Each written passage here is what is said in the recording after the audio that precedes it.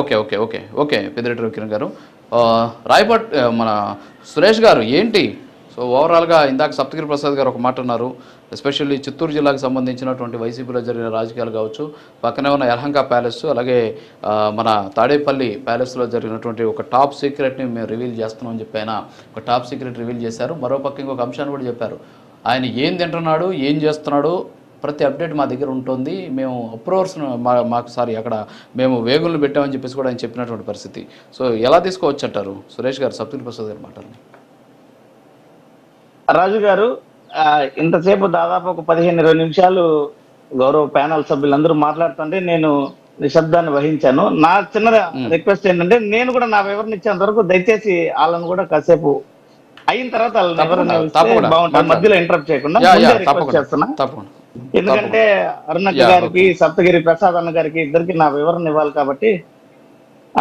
అయితే సప్తగిరి ప్రసాద్ అన్న రివీల్ చేసిన టాప్ సీక్రెట్ కన్నా ముందు నాది ఒక చిన్న రివీల్ చేసినటువంటి విషయం ఉందండి. అది కూడా రివీల్ చేస్తాను, ఆ తర్వాత నేను దానికి వివరణ ఇస్తాను. నిన్న దావోస్ పర్యటన చేశారు మన నారా లోకేష్ అన్న గారు, రాష్ట్ర ముఖ్యమంత్రి చంద్రబాబు గారు. దావోస్ లో మాకున్నటువంటి ఇన్ఫార్మర్స్ ద్వారా వచ్చినటువంటి కీలక విషయం ఏంటంటే, చంద్రబాబు గారికి మరియు లోకేష్ గారికి తీవ్రమైనటువంటి గొడవ జరిగిందంట అక్కడ. ఏంటంటే ఆ గొడవ, నన్ను ఉప ముఖ్యమంత్రి చేస్తావా లేదా లోకేష్ గారు చిన్న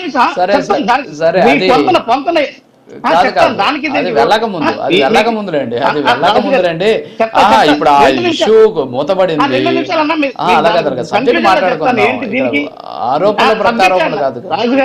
రాజు గారు సబ్జెక్టే మీరు బాగా వింటే అది సబ్జెక్టే కదా అర్థమవుతుంది.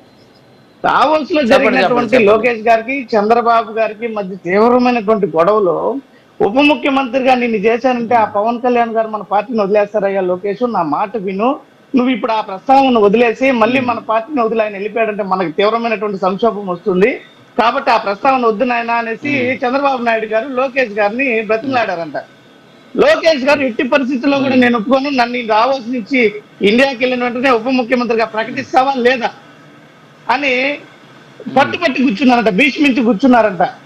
ఈ వ్యవహారంలో తలములకు నైపేసి ఏం చేయాలో తెలియక తలలు పట్టుకొని దావోస్ లో పెట్టుబడులను కూడా ఆకర్షించడంలో విఫలమయ్యి 0 పెట్టుబడులతో భారతదేశానికి తిరిగి వచ్చారంట ఇద్దరు తండ్రి కొడుకులు ఇద్దరు. అంత తీవ్రమైనటువంటి గొడవ జరిగి నారా లోకేష్ పార్టీని వదిలేసి వెళ్ళిపోవాలి కదా, రాజీనామా చేసేసి. ఇక్కడ విజయసాయి రెడ్డి గారు రిజైన్ చేసి వెళ్ళిపోయారు సార్. పార్టీకి వెళ్ళారా లేదా అన్నది కాదు, అందుకే నేను చెప్పాను కొద్దిగా వివరణ ఇచ్చేదానికి అవకాశం ఇవ్వండి అని. ఎందుకంటే అందరూ మాట్లాడారు కదా, నేను త్వరగా టైం అవుతుంది. ఆ విధంగా చర్చలో ఇప్పుడు ఉప ముఖ్యమంత్రి ఆయన చేయాలా వద్దని వాళ్ళ గొడవలో వాళ్ళు ఉన్నారు, పెట్టుబడులను విస్మరించారు. ఆ రకమైనటువంటి ఇన్ఫర్మేషన్ నాకు వచ్చింది. ఇప్పుడు నా ఇన్ఫర్మేషన్ చంద్రబాబు నాయుడు గారు, నారా లోకేష్ గారు, పవన్ కళ్యాణ్ గారు ముగ్గురు కన్క్లూజన్ ఇస్తారా సార్? ఆ విధంగా ఉంది సప్తగిరి ప్రసాద్ అని చెప్పినటువంటి మాటలు. రెండో విషయం ఏంటంటే, అరుణక్క గారు మాట్లాడుతూ టెంట్ పార్టీ వైసీపీ పార్టీ అంటుంది. ఏమక్క మీరు టెంట్ పార్టీ అనే దానికి టెంట్ హౌస్ మీరు ఏమన్నా నడుపుతూ మాకైనా బాడుగులకి ఇస్తున్నారా? టెంట్లు ఏ రోజు ఇచ్చారు బాడుకి? మరి మంది ప్యాకేజీ పార్టీ కదా? మరి వైసీపీకి లాబింగ్ చేస్తున్నారు మొత్తం విజయసాయి రెడ్డి గారు, మరి నాదెళ్ల మనోహర్ గారు లాబింగ్ చేస్తున్నారా మన పార్టీకి? సర్వసాధారణం సార్ రాజు గారు, పార్టీలో చేరికలు వెళ్ళడాలు సర్వసాధారణం. ఒక చిన్న పాయింట్ చెప్తాను, దాని తర్వాత ముగిస్తా. జనసేన పార్టీ సిద్ధాంతకర్త రాజు రవితేజ గారు పార్టీ చిహ్నం దగ్గర నుంచి, పార్టీ రంగుల దగ్గర నుంచి, పార్టీ సిద్ధాంతాల కాడి నుంచి మొత్తాన్ని రూపకల్పన చేసింది జనసేన పార్టీకి రాజు రవితేజ గారు. మరి ఈ రోజు రాజు రవితేజ గారు ప్రెస్ మీట్ పెట్టి ఆ రోజు వెళ్ళిపోయేటప్పుడు ఏం మాట్లాడారు? ఈ రోజు జనసేన సంక్షోభంలోకి వెళ్ళిందా? మీరు పోయి ప్యాకేజీ గుర్తుంచుకొని ఈ రోజు డిప్యూటీ సీఎం అవ్వలేదా పవన్ కళ్యాణ్ గారు? మరి రాబోయేటువంటి ఎలక్షన్లో క్యాండిడేట్ నిలబెడతారో లేదో అని అనుమానంగా ఉందని అరుణక్క అన్నారు. అక్క మనకే సీట్లు పూర్తిగా ఇవ్వలేదక్క, తెలుగుదేశం ఇచ్చిందా 21 సీట్లు, మళ్ళా దానికి గొడవలు, పార్టీ కార్యకర్తల్ని పరామర్శించేసి దానికి ఇబ్బంది అవుతుంది అనేసి అన్నారు. నిన్న దిగి మా జిల్లాలో పుంగనూరు నియోజకవర్గంలో సోమల మండలంలో మున్నీరని పాపం పార్టీ పెట్టినప్పటి నుంచి జెండా భుజానం వస్తున్నారు, చిత్తుగా కొట్టారు తెలుగుదేశం పార్టీ వాళ్ళ నారా లోకేష్ పుట్టినరోజు వేడుకల్లో. పాపం చావు బతుకుల మధ్య కొట్టు మిట్టాడుతున్నాడక్క. మన పవన్ కళ్యాణ్ కొద్దిగా చెప్పు పంపించే పరామర్శించమని. లేదు లేదు అది మాట్లాడు అది అది అది అది దానికి దాని వెనక వేరే స్టోరీ ఉంది. ఓకే సురేష్ గారు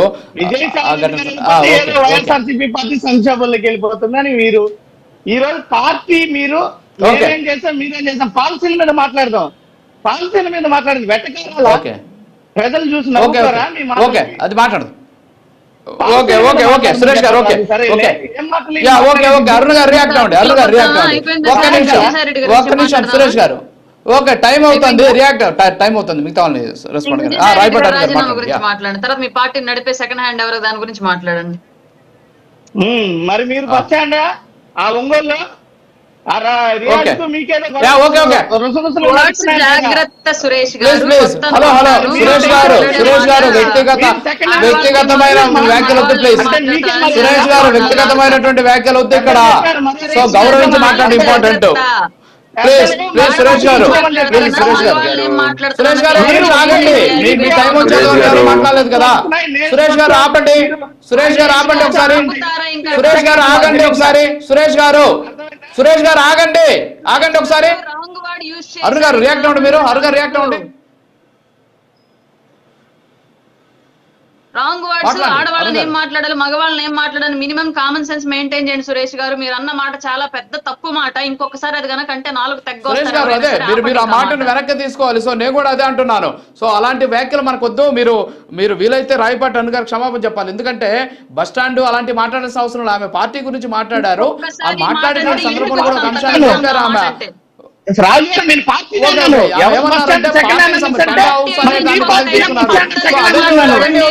వ్యక్తిగతమైనటువంటి ఆరోపణలు ఎందుకు చేస్తారండి? ప్లీజ్ ప్లీజ్ సురేష్ గారు ఈ డిబేట్ లో వ్యక్తిగతమైనటువంటి విమర్శలకి తావులేదు. మహిళల పట్ల మాట్లాడేటటువంటి సందర్భంలో కొంత ఖచ్చితంగా సంయమనం పాటించాల్సిందే. వాళ్ళకి ఇవ్వాల్సిన గౌరవాలకు ఇవ్వాల్సిందే. ఇక్కడ సబ్జెక్ట్ జరగాల. ఇక అవును పార్టీకి సంబంధించినటువంటి సబ్జెక్టే కాబట్టి. ఒక నిమిషం సురేష్ గారు ఆగండి. మీరు అరుణ్ గారు రియాక్ట్ అవ్వండి. పార్టీల గురించి మాట్లాడండి. బస్ స్టాండ్ తర్వాత వచ్చేసి అక్కడ ఉన్నటువంటి వ్యక్తులతో మీకున్నటువంటి గొడవలు ఏంటి ఇవన్నీ వద్దు కదా. ఒక్క నిమిషం ఆగండి. మీరు మాట్లాడండి. అరుణ్ గారు మాట్లాడండి. సార్ ప్రధానంగా మనం ప్యానెల్లో కూర్చున్నప్పుడు ఎవరిని ఏ వర్డ్స్ యూజ్ చేయాలని ఫస్ట్ తెలియాలి. మహిళలకు ఏం వాడాలి పురుషులకు ఏం వాడాలి అని చెప్పేసి ఆయన అన్న మాట పెద్ద తప్పు మాట. మర్యాదగా సారీ చెప్పమని చెప్పండి. లేదంటే దీన్ని చాలా దూరం తీసుకెళ్తారు. రెండోది నేను మాట్లాడింది పార్టీకి రెండో హ్యాండ్ అన్న ఉద్దేశంతో నేను మాట్లాడాను. ఆయన అన్న మాట ఎంత తప్పు మాట యూజ్ చేశాడో ఒకసారి ఆయన రియలైజ్ అవ్వమని చెప్పండి. అక్క మీరు మమ్మల్ని పార్టీని అన్నారు నేను పార్టీని అన్నాను. దీనికి ఎందుకు మీరు నేను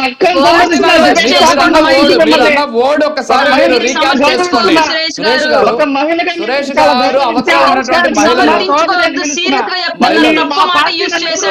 మీకు మాత్రం ఉంటుందా?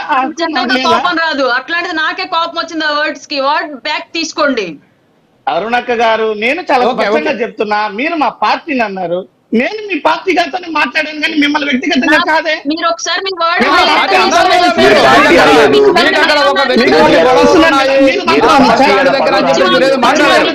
సురేష్ గారు ఆగండి ఒకసారి. సురేష్ గారు ఆగండి ప్లీజ్ ఆగండి ఒకసారి. సురేష్ గారు ఆగండి. రాయపాటి అరుణ్ గారు మాట్లాడండి. మిమ్మల్ని తెలుసా మీరు అన్న మాట ఎంత తప్పు మాట అన్నారు?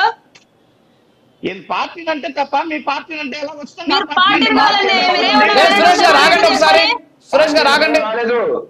సురేష్ గారు ఆగండి. వరస్ట్ లాంగ్వేజ్ వరస్ట్ మాటలు మాట్లాడుతూ సార్ ఇట్లాంటి మాటలు మాట్లాడాలి. ఎందుకంటే ప్యానల్ తెచ్చి కూర్చోబెడతారు. మాకు ఇక్కడ ప్యానల్ డిస్టర్బ్ అవడం తప్ప ఏమైనా ఉపయోగం ఉందా? టాపిక్ డైవర్ట్ అవడం తప్ప. ఇప్పుడు ఆయన అన్నమాట నేను రిటర్న్ కౌంటర్ వాళ్ళకి చాలా దూరం పోయింది. అవసరం ఇవన్నీ మాట్లాడుతున్నారా అండి ప్యానల్ లో కూర్చొని? ఓకే మేము మాట్లాడేది మాత్రం సురేష్ గారు ఆగండి. సురేష్ గారు ఆగండి ఒకసారి. ఏం మాట్లాడుతున్నారు అక్క మీరు ఏంటి? సురేష్ గారు ఆగండి. సురేష్ గారు ఆగండి ఒకసారి ఆగండి. మీరు అరుణ్ గారు మాట్లాడండి. సబ్జెక్ట్ మాట్లాడండి. సార్ ఇప్పటి వరకు మేము మాట్లాడింది ఒకటే క్లియర్ గా పార్టీలో రెండో చెయ్యిగా ఉన్నటువంటి రెండో తలగా ఉన్నటువంటి విజయసాయి రెడ్డి గారు ఈ రోజు రాజీనామా చేయడం వెనక చాలా రకాలైనటువంటి అనుమానాలకు తావిస్తుంది. అధికారంలో ఉన్నప్పుడు అలాగే గతంలో ప్రతిపక్షంలో ఉన్నప్పుడు కూడా జగన్మోహన్ రెడ్డి గారిని అంటిపెట్టుకుని ఉన్నటువంటి వ్యక్తి ఈ రోజు 5 ఏళ్ల పాటు అధికారం చూసిన తర్వాత ఇవాళ మళ్ళీ కష్టకాలంలో ఉన్నప్పుడు వదిలేసి వెళ్లారు అంటే సహజంగా చాలా అనుమానాలకు తావిస్తుంది. దానికి ప్రధానంగా మాకున్నటువంటి అనుమానాలు ఒకటి కేసుల ఒత్తిడి వల్ల లేదా చేసినటువంటి ఆర్థిక నేరాల్లో జగన్మోహన్ రెడ్డి తప్పించుకోవడానికి ట్రై చేస్తూ విజయసాయి రెడ్డి గారిని ఏమైనా ఇరికించాలని ప్రయత్నం చేస్తున్నాడా, లేదంటే వాళ్ళ కష్టకాలంలో విజయసాయి రెడ్డి ఏదైనా ఇబ్బందుల్లో ఉంటే జగన్మోహన్ రెడ్డి గారి నుంచి ఎలాంటి సహాయ సహకారాలు అందట్లేదా? పైగా ఇందాక సప్తగిరి ప్రసాద్ గారు అన్నట్లుగా నిజంగానే ఎలక్షన్ ఫండ్ కు సంబంధించిన వాటాల్లో ఏమైనా తేడాలు వచ్చి దానికి సంబంధించిన ఇబ్బంది ఏమైనా జరిగిందా? నిజంగానే విజయసాయి రెడ్డి గారు చేసినటువంటి మేలుని జగన్మోహన్ రెడ్డి గారు మర్చిపోయి మిగతా కార్యకర్తలను మిగతా నాయకులను ట్రీట్ చేసినట్లుగా ఆయన కూడా అలాగే ట్రీట్ చేస్తే మనసు చిన్నబుచ్చుకొని ఏమన్నా ఆయన అహం దెబ్బతిని బయటకు వెళ్తున్నారా? తర్వాత పరిస్థితులు ఏంటి? ఇప్పుడు జగన్మోహన్ రెడ్డి గారి కేసులో ప్రధానమైనటువంటి ముద్దాయిగాను సాక్షిగాను ఉన్నటువంటి వ్యక్తి విజయసాయి రెడ్డి గారు. రేపొద్దున విజయసాయి రెడ్డి గారు అప్రూవల్ గా మారితే జగన్మోహన్ రెడ్డి గారి పరిస్థితి ఏంటి? ఉన్నటువంటి ఆర్థిక నేరాల్లో కానివ్వండి, లేదంటే వివేకానంద రెడ్డి గారి హత్య కేసుని ప్రధానంగా ఫస్ట్ గుండెపోవడం చెప్పినటువంటి మొట్టమొదటి వ్యక్తి విజయసాయి రెడ్డి గారి. అట్లాంటి వ్యక్తి రేపు పొద్దున్న నిజంగానే అది హత్య అని క్లియర్ గా కనుక అప్రూవర్ గా మారి జరిగినటువంటి సంఘటన అంతా కూడా సిబిఐ ముందు కనుక ఓపెన్ చేస్తే జగన్మోహన్ రెడ్డి పరిస్థితి ఏంటి? ఆ హత్య కేసులో ప్రధానంగా నిందితులుగా ఉన్నటువంటి వాళ్ళందరి పరిస్థితి ఏంటి? ఇవన్నీ కూడా క్లియర్ గా జగన్మోహన్ రెడ్డి గారికి విజయసాయి రెడ్డి గారి పార్టీ నుంచి బయటకు వెళ్ళడం అనేది ఉచ్చు బిగుసుకోవడం లాంటిది. ఓన్లీ పార్టీకే కాదు, జగన్మోహన్ రెడ్డి గారి మెడకి కూడా ఉచ్చు బిగుసుకునేటువంటి సందర్భాలను అయితే క్లియర్ గా విజయసాయి రెడ్డి గారి జేబులో ఉన్నాయి. కాబట్టి ఈ విషయం మనందరం కూడా ప్రస్తావించుకోవాల్సిన అంశంగా మారింది. మిగతా కార్యకర్తలు మిగతా నాయకులు పెడితే ఇంత పెద్ద అంశం అయ్యేది కాదు. కానీ అక్కడ ప్రధానంగా జగన్మోహన్ రెడ్డి గారి నీడ ఏం చేసినా సరే నీడ, తప్పు చేయని మంచి చేయని హత్య చేయని ప్రాణం పోయిని వెనకాల నీడగా ఉండేటువంటి విజయసాయి రెడ్డి గారు ఈ రోజు రాజీనామా చేయడం అనేది వైసీపీ పార్టీకి పెద్ద చంపపెట్టు లాంటిది. రానున్న రోజులు అసలు పార్టీ ఉండిద్దా లేదా అనే సందేహం కూడా వచ్చేటువంటి సిచ్యువేషన్ వాళ్ళ విజయసాయి రెడ్డి గారు రాజీనామా. Okay, okay. సప్తగిరి ప్రసాద్ గారు రియాక్ట్ అవ్వండి.